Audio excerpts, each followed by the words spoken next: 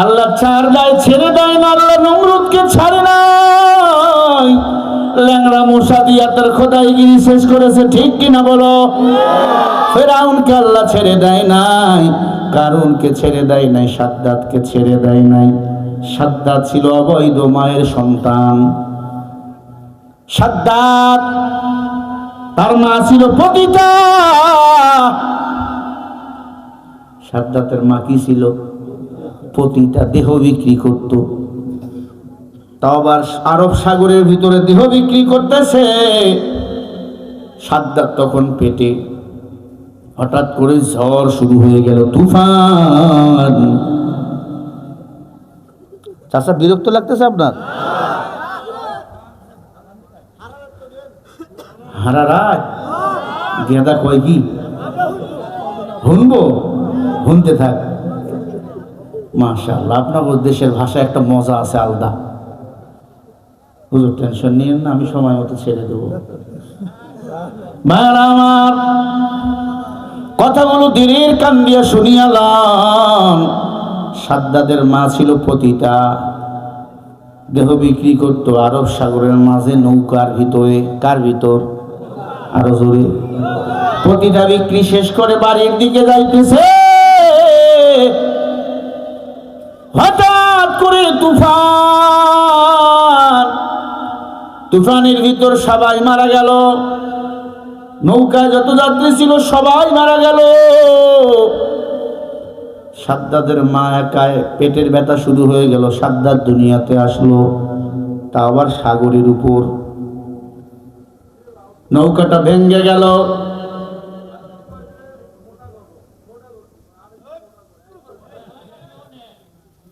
কিরে গেদা, আওয়ামী লীগ না কিরে?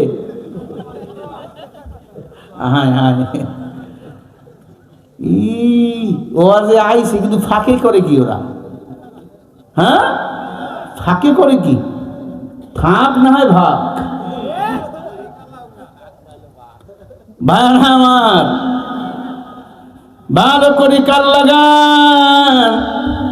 সাদ্দাদের জন্ম হয়ে গেল নৌকার ভিতর। কার উপর? সাগরের উপর, নৌকার মধ্যে সাদ্দাদের জন্ম হলো। সাদ্দাদের মা ছিল কি? যাকে বেশ্যা বলি আমরা। পতিতা বিক্রি করত। সাদ্দাতের মাকে আজরাইল ওই জায়গায় মেরে ফেললো। সাদ্দাত এখন একা, কেউ নাই। নৌকা বসে একটা তক্তার মধ্যে ভাসতেছে। সাদ্দাত, তুমি পালিয়েছো কোথায়? রয়েছ লৌহে সাগর, পানিতে ডুবেছিলে তুমি, কেউ নেইনি তোমার খবর। অপলোকে চাকিয়ে দেখো, সবাই তোমার আপন, কেউ নাই তোর আপন। আপন আমার আল্লাহ। সারা রাত ঝড় তুফান হলো, পুরো এলাকা জুড়ে তুফান। তুফান যখন হয় গাছপালাগুলো ভেঙে যায়, ঠিক না? ঘর বাড়িগুলো দুমড়ে মুচড়ে যায়। আপনার তো এটা নিচু জায়গা, অবশ্যই বৃষ্টি এখানে ওঠে। এ আল্লাহর বান্দারা, সাদ্দাতকে একটা তক্তার মধ্যে ভাসাইয়া ভাসাইয়া ভাসাইয়া আল্লাহ তাআলা আরব সাগরের কিনারায় নিলেন। একটা বাঘ তার বাচ্চা হারাইয়া পাগলের মতো হয়ে গেছে। বাঘের বাচ্চা মারা গেছে দুবানে, পানি পান করার জন্য নামছে, দুই পা সামনে দিয়া। বাঘের দুই পা উপরে, দুই পা নিচে। মহিলা বাঘ ছিল, মেয়ে বাঘ ছিল। বাঘের দুধ সাদ্দাদের মুখের ভিতর পানি পান করার সময় ঢুকে গেছে। সাদ্দাতকে আল্লাহ বাঁচায় রাখছিল। বাচ্চা সাদ্দাত মা মনে করে বাঘের দুধের মধ্যে টান মারছে। বাঘের ভালো লাগছে, ফেনা সরাইয়া দেখে বাচ্চার মতো ফেনা ফোনা তো মুখে। ছোট্ট বাচ্চা নিজের বাচ্চা মনে করে দাঁত দিয়া কামড় দিয়া জংলায় নিয়ে গেছে। সাদ্দাত বড় হয়েছে বাঘের দুধ খেয়ে। কার দুধ? বাঘ। বাঘের দুধ খেয়ে বড় হইল সাদ্দাত। বাঘ বুঝতে পারলো এটা তো মানুষের বাচ্চা। মানুষের বাচ্চা কখনো বাঘের সাথে থাকতে পারে না। বাঘ চিন্তা করলো, আমি তোরে বড় করছি, আমি তোরে মারতে পারবো না, আমার মায়া লাগছে। কিছু বাঘ রে বললো, আমি যখন শিকারে যাব তোমরা একে মেরে ফেলবা। সাদ্দাত বড় চালাক ছিল। সাদ্দাত বুঝতে পারছে আমাকে মেরে ফেলাবার আগে আমি এদের মেরে ফেলবো। কিছু পেট্রোল কেরাসিন তেল নিয়ে আইয়া রাতের বেলা বাঘ যখন ঘুমাইছে পুরো জঙ্গলে আগুন লাগাই দিছে।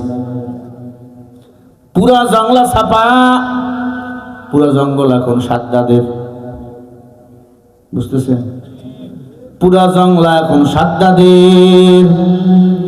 সাদ্দাত দখল করে রাজ করে। সাদ্দাত চিন্তা করলো এই জঙ্গলার মধ্যে আমারে থাকলে হবে না, আমাকে মেম্বারি ভোট করা লাগবে, কাউন্সিলর হওয়া লাগবে। কাউন্সিলরকে আতরাধারে মেরে ফেললো। ওই এলাকায় টাকা দিয়ে কিছু গুন্ডা বান্ডা ভাড়া করে তাদেরকে দিয়ে শাসন করা শুরু করলো। মেম্বার হয়ে গেল, চেয়ারম্যান হয়ে গেল। চিন্তা করলো আমার এখন এমপি হওয়া লাগবে। এমপি হয়ে গেল, এরপরে প্রধানমন্ত্রী হয়ে গেল। অবৈধ সন্তান, বাঘের দুধ খেয়ে বড় হইল। কত বড় সাহস! এবার ইসলামের বিরুদ্ধে আঙ্গুল তুললো। সাদ্দাত বলে আমি আল্লাহর জান্নাত যাব না, আমি নিজেই জান্নাত বানাবো। জোরে বলেন নাউজুবিল্লাহ। বলেন জান্নাতের মালিক কে? আল্লাহ জান্নাত দিবে বেঈমানকে না মুমিনকে? ইন্নাল্লাযীনা আমানু ওয়া আমিলুস সালিহাতি কানাত লাহুম জান্নাতুল ফিরদাউসি নুজুলা।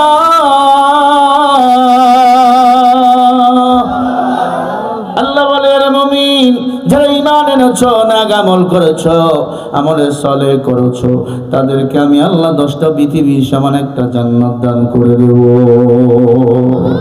আতিনা ফি দারে দুনিয়া না হাসান, আতিনা ফি দারে উকবা না হাসান। 10 পৃথিবীর সমান একটা জান্নাত দিবেন কে? সবাইকে? এক একজনকে? কেন দুনিয়ার পিছনে পাগল না? মাতাউল কলিল, দুনিয়া নগণ্য। নবীজি বলেন দুনিয়াতে কম হাসো, বেশি বেশি কাঁদো। সাদ্দাত প্রধানমন্ত্রী, জান্নাত বানাবেন। জান্নাত বিশাল বড় এরিয়া, পুরো এলাকার স্বর্ণ কিনে নিল। এক মহিলার নাকে ছিল নাকফুল, কানে ছিল কানের ঝুমকা দুল। মহিলারে বললো এত টাকা দেবো, দাও। কয় দেবো না। টান দিয়ে ছেড়ে ফেললো। দিবি না? জুলুম করতেছিল। জুলুম আওয়ামী লীগ যেমন জুলুম করেছিল, হ্যাঁ করে নাই জুলুম? গতকালকে বগুড়া মাহফিলে গেছি, সেট করতেছে এক জায়গায় বসে। একজন বলতেছে হুজুর আমি আর দাড়ি ছিল, আমি দাড়ি কেটে ফেলছি আওয়ামী লীগের সময়। কেন? আমাকে জঙ্গি মামলা দিছে, আমার ছেলেটারে গুলি করছে। চিন্তা করছে। আমি বললাম ভাই খবর কি নির্বাচনের? কয় খবর মানে কি? কোরআন ছাড়া সামনে আর কোনো কিছু ক্ষমতা আনা যাবে না, কারণ নৌকা ধানের শীল, 2 সাপের নাকি একই বিষ। আমি বলবো না। তারেক রহমান যেহেতু বলেছে কোরআন দিয়ে রাষ্ট্র চালাবে, আলহামদুলিল্লাহ, যে ক্ষমতায় যাবে কোরআন দিয়ে রাষ্ট্র চালাবে, আমাদের কোনো দলাদলি নাই। আছে? আমি কারো দালাল না, আমি কোনো দলের দালাল না, আমি মদিনাওয়ালা নবীর দালাল। কথাটা ভালো করে মনে রাখবেন। আমি বিএনপিরও দালাল না, জামাতেরও দালাল না। আমি কওমিয়ার ছেলে। হ্যাঁ, ইসলামী আন্দোলন করি, তবে যেখানে স্বার্থ আছে সেখানে আমি নাই। আমার স্বার্থ হবে কোরআন এবং হাদিস। যেহেতু কোরআন হাদিসকে মাইনাস করছে, আমি তাদের সাথে নাই। নাই, সোজা কথা, সত্য কথা, ঠিক না? মানে আমার ভাই যদি আমার বলে হুজুর ওয়াজে এখানে আইছেন, কোরআন হাদিস পড়ার দরকার নেই, আমি ময়দানে উঠবো? এবং সে তো আমার দাওয়াত দিছে কোরআনের কথা বলার জন্য। সিরাজগঞ্জের যুবক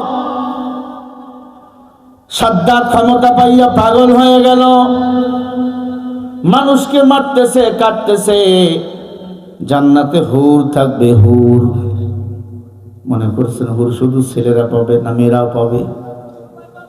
হুর শব্দ আল্লাহ ব্যবহার করেছেন, ছেলেদের জন্য হবে মেয়ে হুর, মেয়েদের জন্য হবে ছেলে হুর। বলেন সুবহানাল্লাহ। এবার মনটা খারাপ, আমার বউ আর একজনে বিয়ে করবে জান্নাতে? না, আল্লাহ তাআলা আপনার স্ত্রীকে আপনাকে দিবে। সুবহানাল্লাহ বলেন। বলতে পারেন হুজুর আমার দুইটা বউ, দুইটা আপনি পাবেন, আমার চারটে আপনি পাবেন। তবে একজন হেড হবে, যার আমল বেশি ভালো, সেই স্ত্রীকে আল্লাহ আপনার হেড বানাবে। হুরগুলো বড় সুন্দর, জান্নাতে আল্লাহ হুর দিবে আরো ৭৪ জন। সুবহানাল্লাহ। আগামীকাল ফজরের পরে বলেন কয়জন হুর দিবেন? ৭৪ জন হুরকে ভালোবাসবেন। একসাথে না পাখিও আসবে না, গোসলও করা লাগবে না। জান্নাতে কোনো গোসল নাই, কোনো ঘুম নাই, আনন্দ। জান্নাতের জীবন শুরু আছে, শেষ কখনো নাই। দুনিয়ার হায়াত ৯০ সেকেন্ডের মুমিন, ৯০ সেকেন্ডের দুনিয়া। আখিরাতের জিন্দেগিতে হিসাব করলে দুনিয়ার হায়াত ৯০ সেকেন্ডের। কয় সেকেন্ড? ৯০ সেকেন্ডের। এই ৯০ সেকেন্ডের দুনিয়াতে কি মাস্তানি, কি ক্ষমতা নিয়ে দাপট আছে না নাই?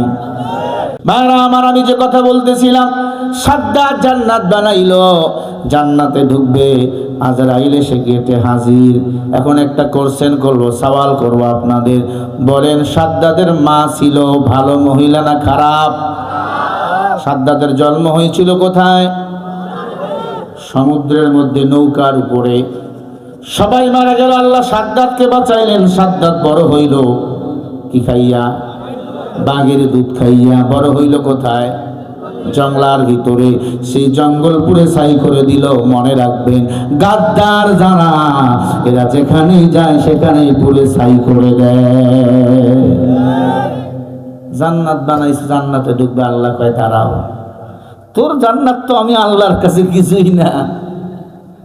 জান্নাতে ঢুকবে, ওমর সামনে আজরাইল এসে হাজির। আজরাইল কয়, এই সাদ্দাত কিছু দে। কি দেবো? কয় কিছু টাকা পয়সা দে। কয় সময় নাই, আগে জান্নাতে ঢুকবো।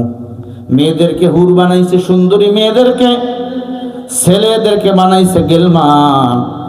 সাদ্দাতের বানানো জান্নাতে ঢুকবে।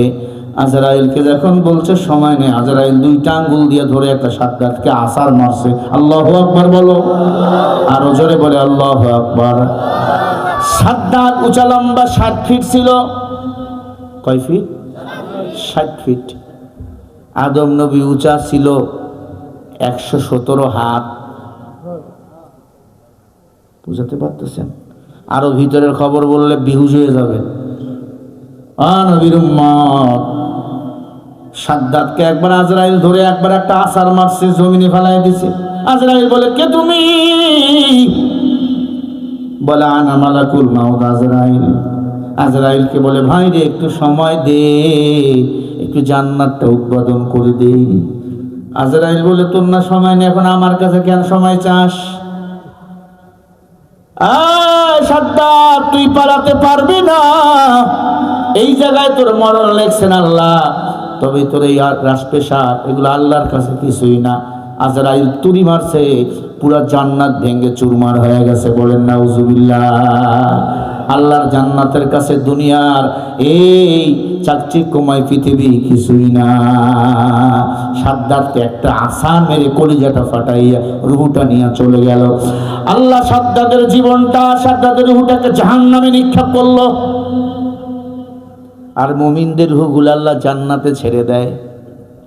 মুমিনদের কবরে দাফন করা হয়, আল্লাহ এসে মাথায় হাত দিয়া মুমিনকে ঘুম ভাঙায়। সুবহানাল্লাহ বলে। আপনি ইমানদার, আপনি মারা গেছেন, আপনাকে দাফন করছে, আল্লাহ এসে মাথায় হাত দিয়া বলবে, ওঠ, ওঠো, কত ঘুমাইবা? আল্লাহ কি কয়? কিয়ামত কায়েম হয়ে গেছে, বিচার কাজ শুরু, ওঠো। তখন মুমিন উঠবে, আল্লাহ বলবে, তুমি জান্নাতে যাও। ইহদিনাস সিরাতাল মুস্তাকিম, আল্লাহ সহজ সরল সঠিক পথ দেখাইয়া দিবে। আল্লাহ পাক মুমিনকে জান্নাতের রাস্তা নিজেই দেখাইয়া দিবে।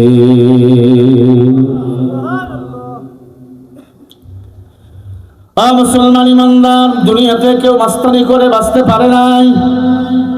খলিফাতুল মুসলিমিন ওমর বিনয় মনে আছে? রাখাল কয়টা কথা বলছে উমরে? 1 নম্বরে বলছে, 2 নম্বরে, 3 নম্বরে, জোরে বলেন, ঈমান নাই। হযরত ওমর বলল, রাখাল, উমরে যদি দেখতে চাও আল্লাহর ঘরে যাও। ঠিক ফজরের সময় রাখাল চলে গেছে মসজিদে, উমরে দেখবে। হযরত উমরকে দেখার জন্য হাজির। উমর তো ঘরে থাকার লোক না। ভোরবেলা উমর মরুভূমির কিনারায় দিয়ে হাসতে হাঁটতেছে, কে খায় না, কে ঘুমায় না।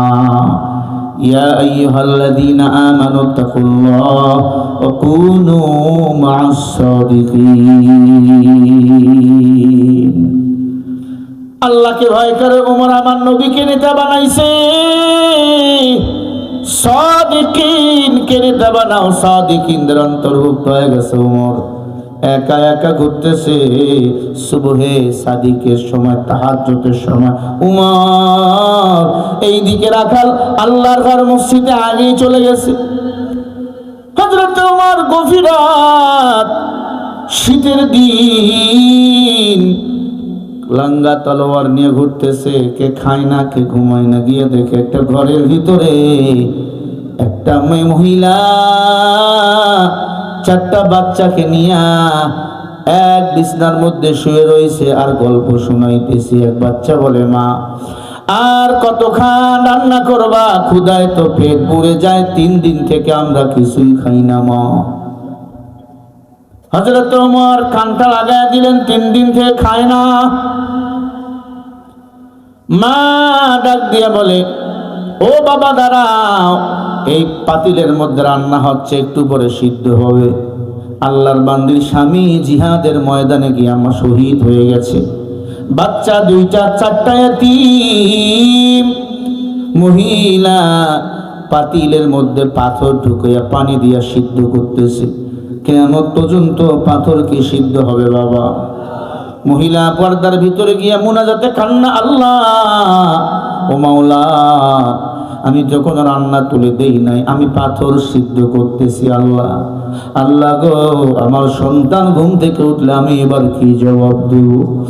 মদিনা রাষ্ট্রনায়ক উমর কি দেখে না?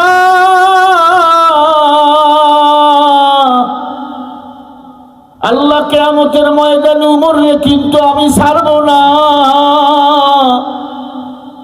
উমর কাঁপতেছে, 3 দিন ধরে খায় না, আর আমি উমর ঘুমাই পার্লামেন্টে। উমর দৌড় দিছে, একটা মরুভূমি ধুলার ভিতর দিয়ে উমর দৌড় মারছে, বালুর ভিতর দিয়ে। কতবার পড়ছে, উষ্টা খাইয়া উমর দৌড় দিয়া মালখানায় চলে গেছে। আসলামকে ডাক দিয়ে, আসলাম চাবি দে। কে করবেন হুজুর? কয় চাবি দে। গুডান খুলে ফেলো। গুডান খুলে ফেলে আসলামকে বলে, আসলাম, একটা বকরি তোমার হাতে তুমি নাও, আমারে 2টা আটার বস্তা আমার কান্দে তুলে দাও। প্রধান খাদ্য আমাদের ভাত, তখন প্রধান খাদ্য ছিল মক্কা মদিনার মানুষের রুটি। হযরত ওমর কেমন প্রেসিডেন্ট ছিলেন, কেমন আল্লাহওয়ালা ছিলেন বাবা। হযরত ওমর দৌড় দিয়া চলে যাচ্ছে মহিলার বাড়িতে। আসলামকে বলে, আসলাম তুইও আয়। আসলাম বলে, হুজুর আটার বস্তা আপনি আমারে দেন। আপনি নিয়েন না, আমারে দেন, আমি আপনার গোলাম। উমর ডাক দিয়া বলে, তুই আমার কবরে যাবি না, আমার কবরে আমারে যাওয়া লাগবে। এরে আসলাম, তুই যেমন আমার গোলাম, আমি আমার মাওলার গোলাম। আসলাম গিয়া দেখে উমর ডাক দিয়া বলে, মা দরজা খোলেন। কি আপনি? বলে, আমি পথিক। পরিচয় দিতেন না প্রধানমন্ত্রী, বলতো আমি পথিক, আমি মুসাফির। আসলেই তো আমরা এই দুনিয়াতে মুসাফির। কয় সেকেন্ডের জন্য আইছে দুনিয়ায়, হাম সব মুসাফির হ্যায়, কবর আখের ঠিকানা, कोई पीछे रवाना है तू ही आगे रवाना। কবি বলে এই দুনিয়াতে আসার একটা সিরিয়াল আছে, যাওয়ার কোনো সিরিয়াল নাই। পিছের মানুষ আগে চলে যায়, আগের মানুষ পিছে চলে যায়, আছে না নাই? হযরত ওমর বলে মা ঘরের ভিতরে যান। কে আপনি? বলছে কথা পরে হবে। উমর নিজের মুখটা পাগড়ি দিয়ে ঢাকা রাখছেন। আল্লাহু আকবার বলেন, আরো জোরে বলেন আল্লাহু আকবার।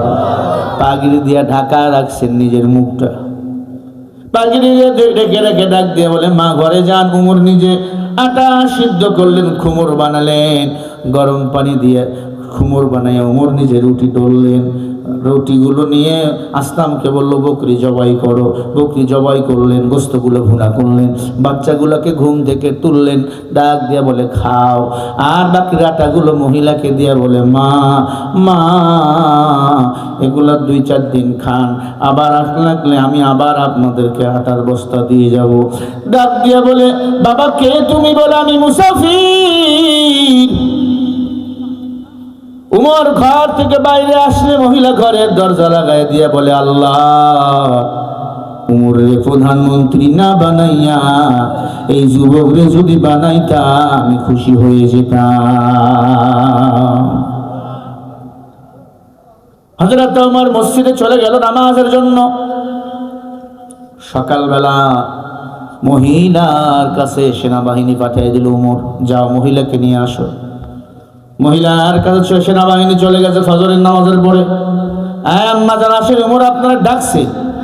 মহিলা ভয় পেয়ে গেছে, থরথর করে কাঁপতেছে। হায় হায় হায়, গতকালকে যুবক সব কথা বুঝি উমরে বলে দিছি, আমি উমরের বিরুদ্ধে উল্টা পাল্টা বলছি। উমর বাদশা না হইয়া যদি এই যুবক হইতো, না জানে যুবক সব কথা উমরে বলে দিছি। মহিলা ভয়ে কাঁপতেছে, বাচ্চাগুলো কাঁদতেছে। মা বাচ্চা সহ 4টা বাচ্চা কাউকে বেঁধে নিছে, 2 দিকে, 2টা 2 কাঁধে নিয়ে চলে গেছে।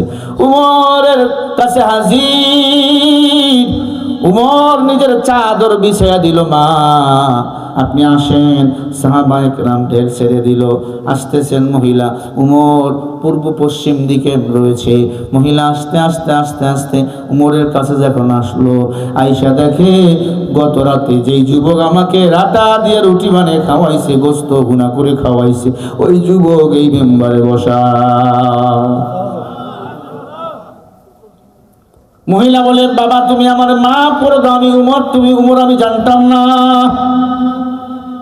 উমর দাঁড়াইলেন, তরবারিটা হাতে নিলেন, মহিলারা জবাই দিবে। উমর তরবারিটা মহিলার হাতে দিয়ে বললেন মা তরবারিটা নেন। মহিলা তরবারি নিয়ে নিলেন। উমরের পাগড়িটা উমর গলার মধ্যে পেঁচিয়া গিট মারলেন, মহিলার হাতে দিয়ে বলে আপনি আমারে টানেন, কুকুরে যেমন মানুষ টানে আপনি আমারে টানেন, আমি উপরে টেনে টেনে মক্কা মদিনার অলি গলি ঘুরার। আমি 3 দিন আপনার বাড়িতে খানা পৌঁছাই না, এই জন্য তো আমি রাষ্ট্রনায়ক হই নাই। আপনি কুকুরের মতো আমার টানেন, এরপরেও ক্ষমা করে দেন রে মা। আল্লাহর আদালতে আপনি যদি বিচার দেন, কিয়ামতের ময়দানে আমি উমর জান্নাতে যেতে পারবো না।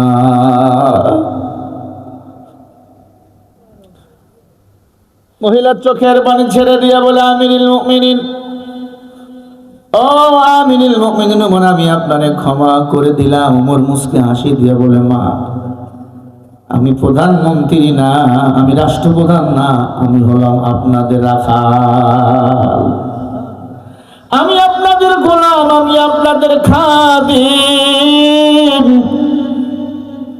একটা বিড়ালও যদি পানি পান না করে মরিয়া যায়, আমি উমরকে আল্লাহর দরবারে হিসাব দেওয়া লাগবে।